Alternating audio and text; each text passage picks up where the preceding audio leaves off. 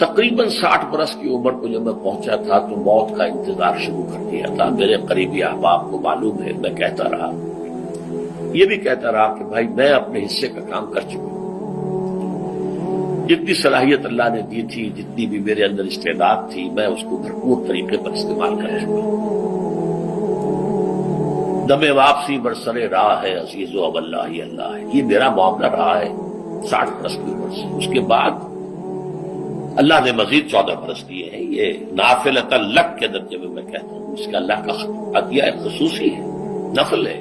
ہمیشہ کہتا رہا ہوں مسنون زندگی تو 61 برس ہے ہمارے حساب سے. علامہ اقبال کے بارے میں سنا ہے کہ رویا کرتے تھے کہ میری عمر حضور کی عمر سے زیادہ نہ ہو جائے. وہ 6 مہینے کم ہی رہی ہے حضور کی عمر سے. جو حضور کی عمر تھی وہی حضرت ابو بکر کی، وہی حضرت عمر کی، وہی حضرت علی کی. ہاں، حضرت عثمان 82 برس کے ہوئے ماشاءاللہ. پھر یہاں کے مجددین میں سے وہی عمر حضرت شیخ احمد سرہندی کی، وہی شاہ ولی اللہ دہلوی کی. ہاں، شیخ عبدالحق محدث دہلوی رحمۃ اللہ علیہ 82 برس کی عمر.